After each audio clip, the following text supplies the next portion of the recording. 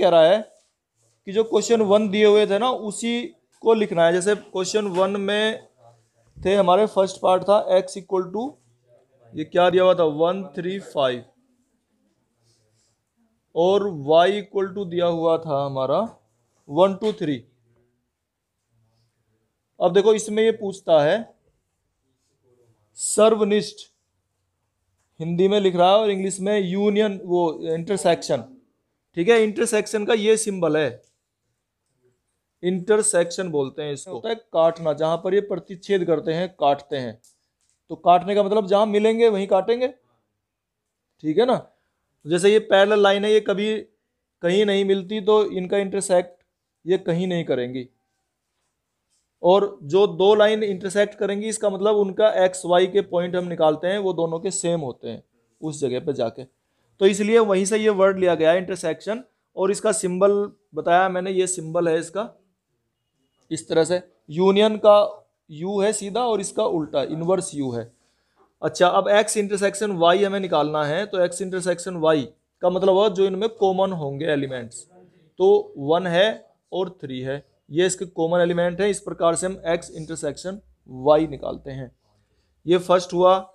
फिर ऐसे सेकंड वाले का निकालना है। इसमें ए इक्वल टू दिया हुआ है ए ई आई ओ यू, ठीक है, और बी इक्वल टू दिया हुआ है A B, B equal to दिया है ए बी सी। अब इनका इंटरसेक्शन निकालना है, तो ए इंटरसेक्शन बी जो इन दोनों में कॉमन है, तो कॉमन तो केवल ए की एलिमेंट है ए, तो इस तरीके से।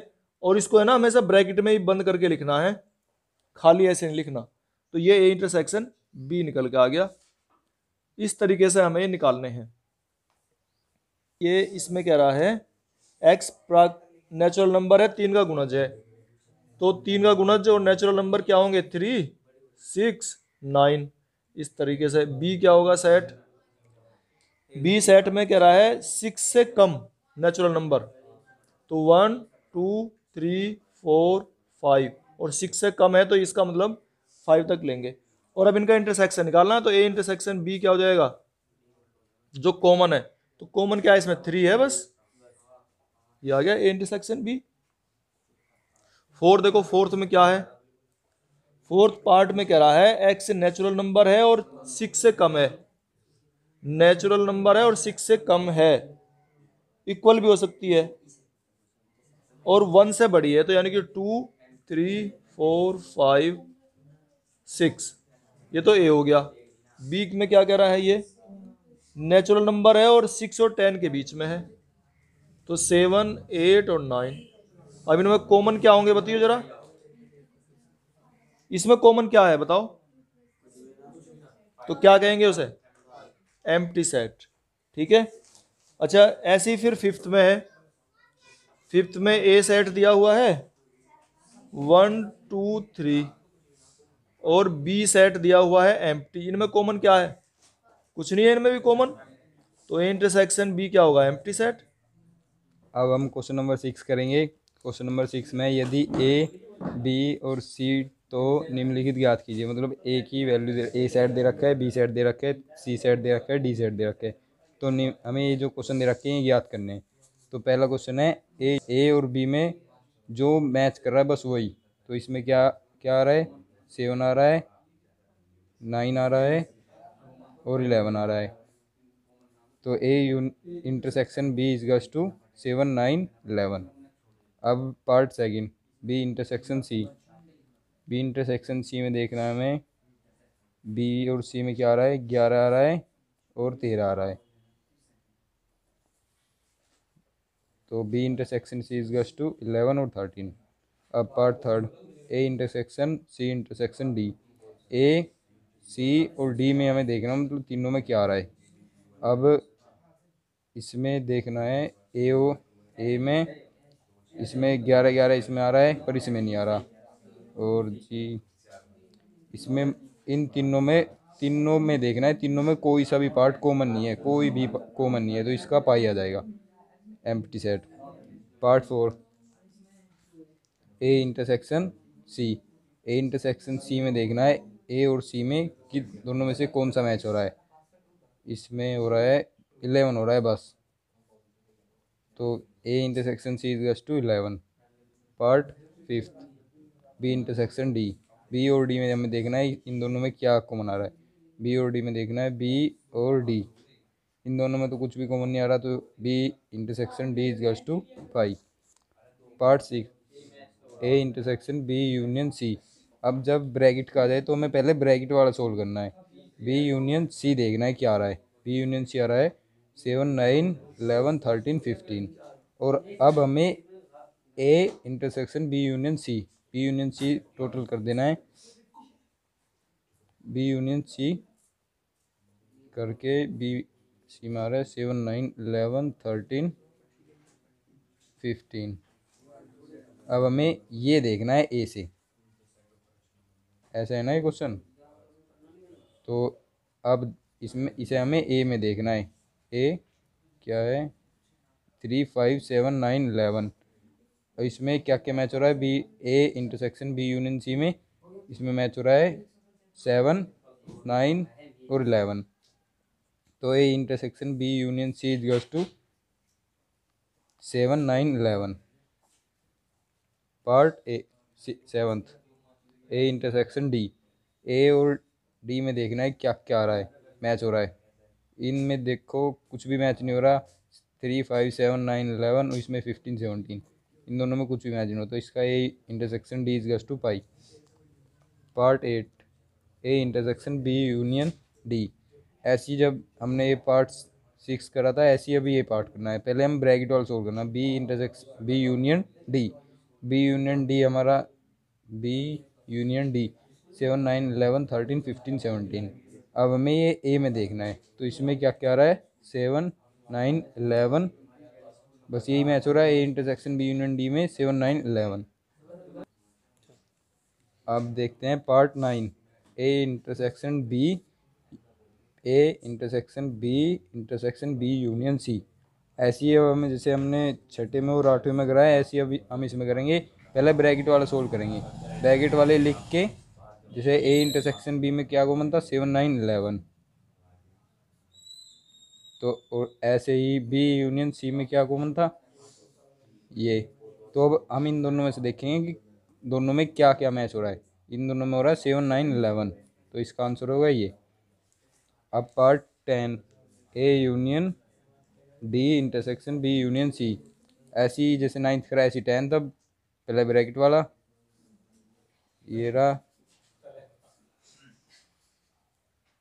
अब इन दोनों में देखना है क्या मैच हो रहा है। इन दोनों में 7 9 11 और 15, तो ये रहा इसका आंसर। ये दिए हुए हैं क्वेश्चन नंबर 8 में।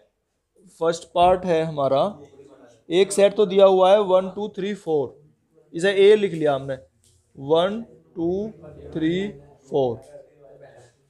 ए सेट तो ये हो गया, बी सेट लिख लेते हैं इसे दूसरे वाले को।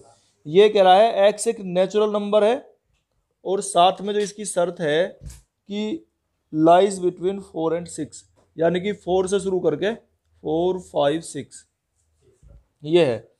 अब ये बताने हैं इनमें से कौन सा असंयुक्त, इंग्लिश में बोलते हैं डिसजॉइंट, असंयुक्त, यानी कि इनमें से ये 4 5 तुम्हारे 3 दिए हुए हैं पार्ट्स, कौन से में ऐसा है कि बिल्कुल भी सेम एलिमेंट नहीं मिलता।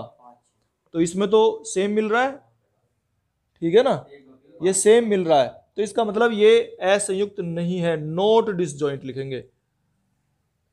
नॉट डिसजॉइंट, डिसजॉइंट बोलते हैं हिंदी में असंयुक्त, तो ये असंयुक्त नहीं है, ठीक है ना। असंयुक्त मतलब हाँ, अगर 4 ना होता तो ये असंयुक्त होता, ठीक है। ये फर्स्ट हुआ। सेकंड में देखो, सेकंड में क्या है, ये कह रहा है एक सेट तो है ए ई आई ओ you, A E I O you, ठीक है। बी सेट दिया है, इसमें क्या दिया है बी में, C D E F, C D E F. तो बताओ क्या ये असंयुक्त हैं। देखो इसमें कॉमन मिल रहा है, ई कॉमन मिल रहा है, तो ये असंयुक्त नहीं है, नॉट डिसजॉइंट लिखेंगे इसे भी हम। या हिंदी में लिखोगे तो असंयुक्त नहीं, ठीक है ना, इसे लिखोगे असंयुक्त नहीं। थर्ड में क्या है, थर्ड में ये दिया है इसने x एक संपूर्णांक है, ए सेट जो दिया है यानी कि 2 4 6 है ना, ये हो जाएंगे इवन नंबर्स। बी सेट क्या है, विषम पूर्णांक है, तो विषम कौन से हैं 1 3 5। इसमें से कोई सा भी सेम नहीं मिलता, एक भी एलिमेंट हम ऐसा नहीं ढूंढ पा रहे हैं जो सेम हो, इसमें भी हो और इसमें भी हो। कोई भी नंबर ऐसा नहीं होता जो इवन भी हो ओड भी हो, सम भी हो विषम भी हो। तो इसका मतलब ए बी ये डिसजॉइंट हैं, ठीक है ना, ए बी डिसजॉइंट है यानी कि असंयुक्त हैं, असंयुक्त हैं ये, ठीक है ना। इसमें पूछ रहा है ए डिफरेंस बी, ए डिफरेंस बी, इसको डिफरेंस बोलते हैं। ए माइनस है ना, ये हमने माइनस पढ़ा है ये अब तक, लेकिन यहां जब सेट में बात आती है तो इसको बोलते हैं डिफरेंस। ए डिफरेंस बी निकालना है, कैसे निकलाता है ए डिफरेंस बी, ये समझने वाली बात है। तो ए डिफरेंस बी निकालते हैं कि इसमें ध्यान से देखना, ए में जो कॉमन एलिमेंट है, ए में और बी में, जब ए और बी की बात कर रहे हैं तो ए और बी को ही देखेंगे केवल।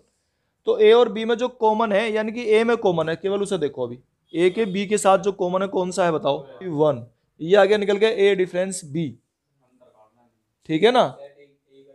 ए डिफरेंस बी जो कॉमन है उसे कैंसिल कर देंगे। अच्छा, ए डिफरेंस ये तो है हमारा फर्स्ट पार्ट, सेकंड में देखना जरा और समझ में आ जाएगा तुम्हारे। ए डिफरेंस सी, तो ये जो कैंसिल करा था ना ये तो सिर्फ इसके लिए था, हैं, इसे वापस कर लेते हैं, पूरा हो गया। अब ए डिफरेंस सी निकालना है, ध्यान से देखना, ए और सी। अब ए में जो कॉमन है, सी वाले को नहीं काटना, ए वाले में से काटना है जो कॉमन है। तो ए और सी में जो कॉमन है वो कौन सा है बताओ, 6 है एक तो, और 12 है, ये दोनों कॉमन है 6 और 12। तो इन दोनों को नहीं लिखेंगे और बाकी लिखने हैं हमें, यानी कि 3। एक तरह से ये घट गए है ना, ये तो माइनस हो गए, बाकी हो ही नहीं पाए, ठीक है, हैं? अच्छा अभी बता रहा हूं, देखो चलो अभी लिखो पहले से। तो 3, तो 6 तो कॉमन था, कैंसिल हो गया, 9 लिखो, फिर 12 कॉमन था, कैंसिल हो गया है ना सी के साथ, फिर लिखा जाएगा 15 और 18 और 21। देखो इसका ए डिफरेंस बी का मीनिंग क्या है जो इसने डेफिनेशन दी है, ये तो मैंने तुम्हें आसान तरीका बताया है, तरीका ये नहीं है काटने का, ये तो मैंने तुम्हें आसान तरीका बताया है ताकि तुम्हारी समझ में आ जाए। तरीका क्या है, ये लिखता है ए डिफरेंस बी को कि ए के वो एलिमेंट जो ए में तो हैं लेकिन बी में नहीं है, ए के वो एलिमेंट्स जो ए में तो हैं, तो जैसे देखो यहां लिख रहे हैं ए के वो एलिमेंट जो ए में तो हैं लेकिन वे एलिमेंट बी में ना हो। डेफिनेशन तो ये है इसकी डिफरेंस की। तो देखो जो ए में तो है, तो 3 ए में है, ठीक है, बी में नहीं है, 6 ए में है, बी में नहीं है, 9 ए में है, बी में नहीं है, लेकिन 12 ए में है और बी में भी है। और मैंने क्या बताया, ए डिफरेंस बी का मीनिंग है जो ए में है लेकिन बी में नहीं है, ये ए में और बी में दोनों में है तो ये नहीं लिया जाएगा, ठीक है। तो 15 ए में है, बी में नहीं है। डेफिनेशन क्या बताई, ए डिफरेंस बी का मीनिंग है वो एलिमेंट जो ए में है बी में नहीं है। तो ए में ये है और बी में नहीं है, 18 बी में है, ए में है, बी में नहीं है, ऐसी 21। ये तो मैंने तुम्हें आसान तरीका बताया काटने वाला कि जो कॉमन है उसे काट के ए वाले एलिमेंट लिख दो, वरना ये नहीं है तरीका जो मैंने बताया है, ये तो तुम्हें आसान तरीका है लग रहा है, लेकिन इसकी डेफिनेशन ये है कि जो ए में होते हैं और बी में नहीं होते वो लिखने होते हैं। ऐसी ए डिफरेंस सी का मतलब है जो ए में है और सी में नहीं है, जो ए में है सी में नहीं है, तो हमने वो लिख दिए। ए में है, देखो इसमें देखो ए में 3 है, इसमें नहीं है, 6 यहां है, यहां भी है, तो इसे छोड़ देंगे हम, केवल वही लिखने हैं जो ए में ही है बस। लेकिन ये तो सी में भी आ रहा है तो इसको नहीं लिखेंगे। 9 लिख लेंगे क्योंकि 9 इसमें ही है, सी में नहीं है। फिर 12 ए में है, सी में भी है, तो इसे नहीं लिखेंगे, जो दोनों में है उसे नहीं लिखेंगे, ये इसका मतलब होता है। 9 का पार्ट थर्ड, ए माइनस डी। ए माइनस डी में हम देखना है कि ए और ए माइनस डी करके क्या क्या आ रहा है, ए डिफरेंस डी। तो हमें तो पता ही, मतलब पहले वाले में देखते हैं जो जो डी में कॉमन आ रहा है उसका पहले वाले में से काटते हैं। तो पहले वाले का ए माइनस डी करके डी वाले में क्या क्या मैच हो रहा है, 15 आ रहा है बस। तो बाकी ए का लिख देंगे 3 6 9 12 18 21। पार्ट फोर्थ, बी डिफरेंस ए। बी और ए में बी 4 8 12 16 20 और ए है 3 6 9 12 15 18 21। बी डिफरेंस ए में देखना है कि दोनों में बी में ए का कौन सा कॉमन आ रहा है। बी में एक आ रहा है सिर्फ 12, तो 12 काट देंगे, 4 8 16 20 लिख देंगे। अब पार्ट फिफ्थ में देखते हैं सी माइनस ए, सी डिफरेंस ए।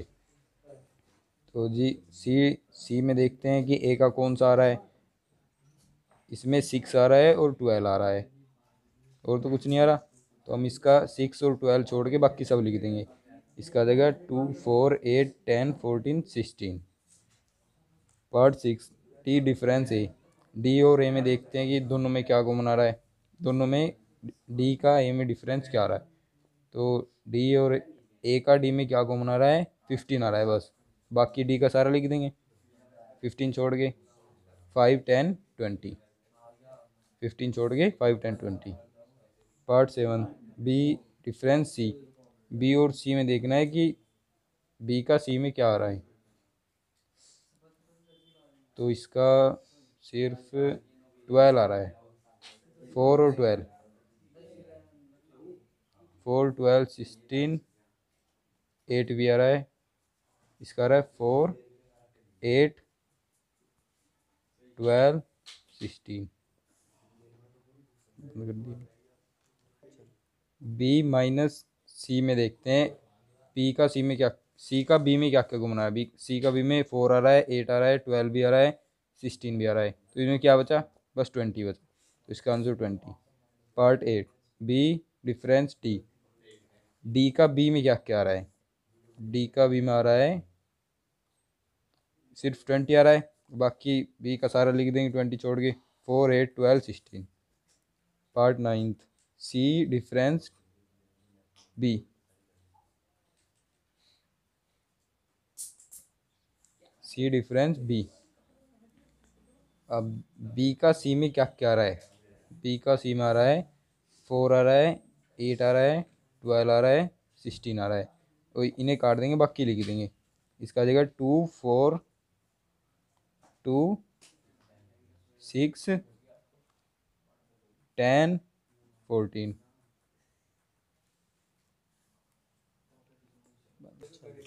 पार्ट नाइन, सी माइनस बी में देखते हैं बी का सी में क्या आ रहा है।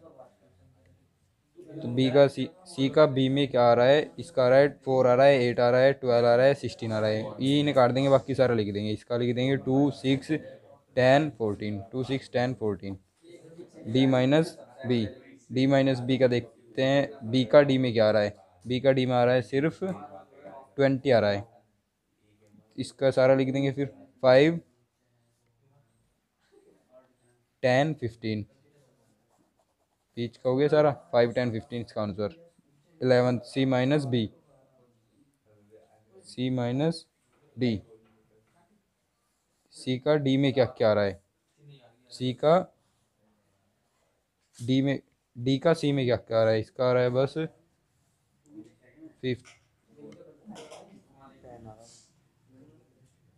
5 10 आ रहा है इसका कॉमन बस इसमें। तो इसका आंसर हो जाएगा 2 4 6 8 12 14 16। पार्ट 12, डी माइनस सी। डी माइनस सी में देखते हैं सी का डी में क्या क्या आ रहा है। सी का डी में आ रहा है बस 10 आ रहा है, 10 कॉमन आ रहा है दोनों में बस, तो इसको 10 छोड़ देंगे, इसका 5 15 20 कर देंगे। अब देखते हैं इसका क्वेश्चन नंबर 10। क्वेश्चन नंबर 10 भी ऐसा ही है, इसमें एक्स माइनस वाई बताना है। एक्स और वाई, एक्स माइनस वाई में एक्स डिफरेंस वाई में क्या क्या आ रहा है। तो इसमें आ रहा है इसमें इसका बी भी आ रहा है और डी भी आ रहा है, तो बचा गया एक्स का ए और सी। अब part second, Y minus x.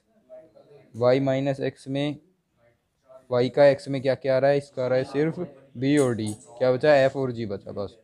अब देखना है एक्स इंटरसेक्शन वाई, एक्स और वाई दोनों में क्या क्या आ रहा है, इसमें दोनों में बी और डी दोनों में कॉमन है। संख्याओं का समुच्चय आर है रियल नंबर्स, वास्तविक संख्याएं कौन सी होती हैं बताओ भाई। 0 इधर 1 इधर -1, ये सारे नंबर हैं और इनके बीच में जो फ्रैक्शनल नंबर हैं, भिन्न की संख्याएं हैं, पॉइंट वाली संख्याएं हैं, 0.5 0.6 0.7 1.5 1.6 इस तरह से, या 1/2 1/3 1/4 4/5, कुछ भी जो संख्या तुम सोच सकते हो, या रूट, अंडर रूट में √2 √3 √4 रूट, जो वो p/q के फॉर्म में, यानी कि जो फ्रैक्शन की फॉर्म में लिखी जा सकती हैं, है ना। सिंपल वे में अगर कहें जो फ्रैक्शन की फॉर्म में लिखी जाती हैं, जैसे 1/2 1/3 या 2/4, तो जो भी इस तरह की भिन्न की संख्याएं तुम सोच सकते हो फ्रैक्शन फॉर्म में, वो सब इस q के अंदर हैं, ठीक है ना। p/q, और q is not equal to 0, एक तो कंडीशन ये होती है, और q या p is not divided by q, p not divided by q, ये भी है इसकी शर्त, डिवाइड करके लिखते हैं, ये अभाज्य संख्या बचती है p और q। अच्छा, तो ये तो हमारे हैं रेशनल नंबर्स, परिमेय संख्याएं, और ये हमारी हैं रियल नंबर्स, वास्तविक संख्याएं।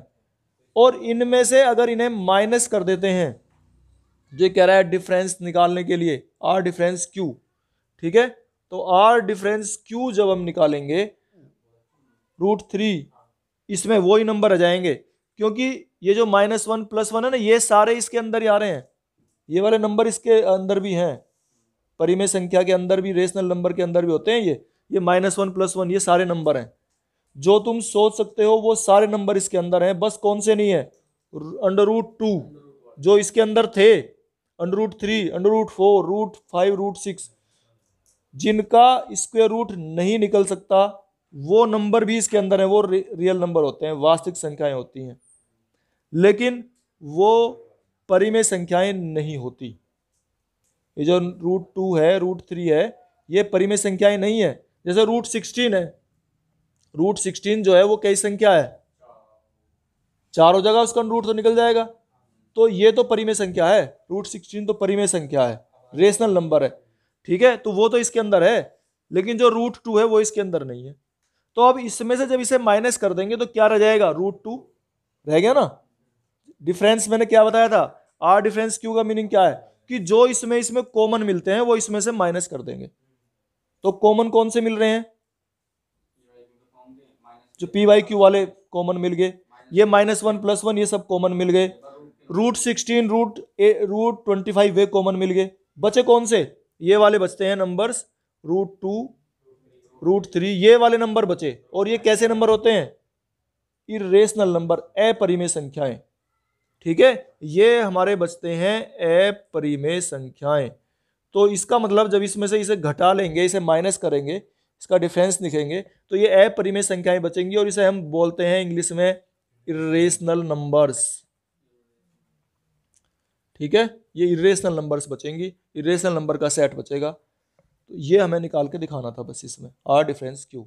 तो क्वेश्चन नंबर 12 में पूछ रहा है ये डिसजॉइंट कौन से हैं, तो डिसजॉइंट है इसमें, देखो ये 2 3 4 5 और 3 6, इसमें तो कॉमन एलिमेंट आ रहा है, तो ये तो हमारा डिसजॉइंट नहीं है।